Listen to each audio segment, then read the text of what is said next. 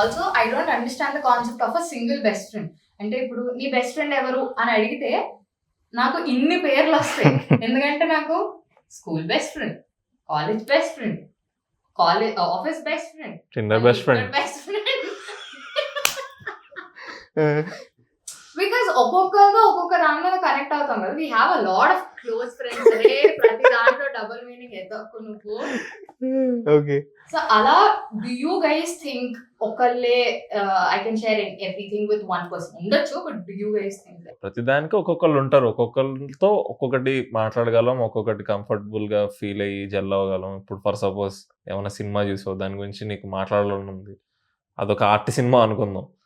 Okay, నీకు ఆ జోన్లో ఉన్నోడితోనే కనెక్ట్ అవుతావు. నీ పక్కనోడితో నీకు నేను ఎంత నా బెస్ట్ ఫ్రెండ్ అయినా ఇప్పుడు నేను మామ ఆ ఫ్రేమ్లో దిస్ సజెస్ట్ అసలు other side of the story, ఆ కలర్ దీనికోసం పెట్టారు మామ, అది ఇదంతా అంటే ఎంటర్టైన్ చేసిందా లేదా అది చెప్పు అంటాడు.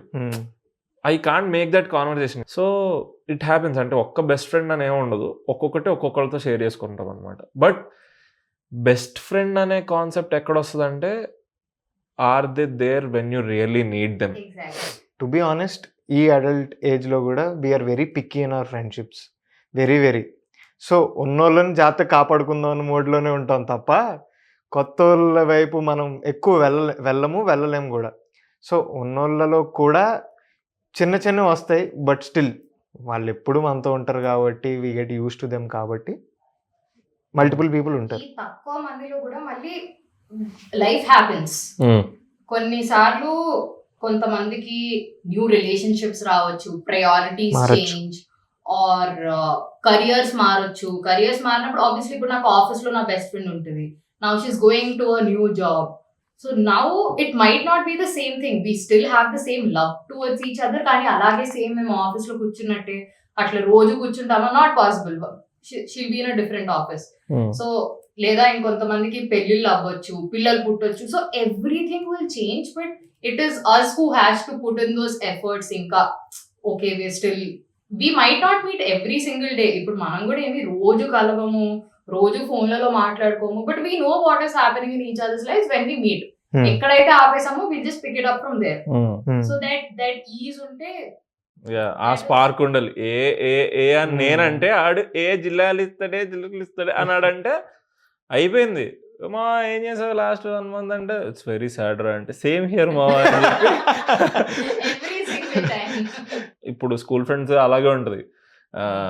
నువ్వు మారిపోయావు మామ, నువ్వు వేరే మనిషి అయిపోయావు అంటే అఫ్ కోర్స్ మారతాం, ఏమో బొచ్చంతా ఊడిపోయింది, మార్పు గురించి ఏం మాట్లాడతాం.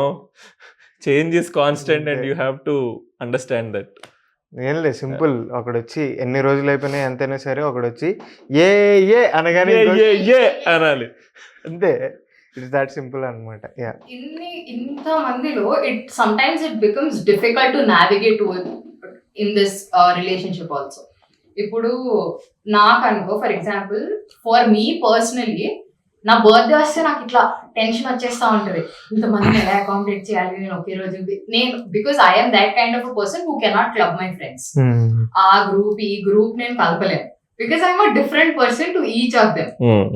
So it will be very difficult for me. నాకు ఇలా కంగారు వచ్చేస్తా ఉంటుంది అనమాట.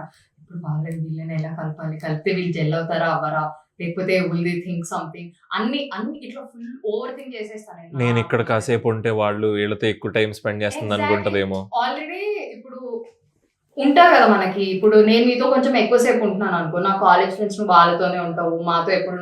So that division of time becomes difficult as you grow up or as your circle increases.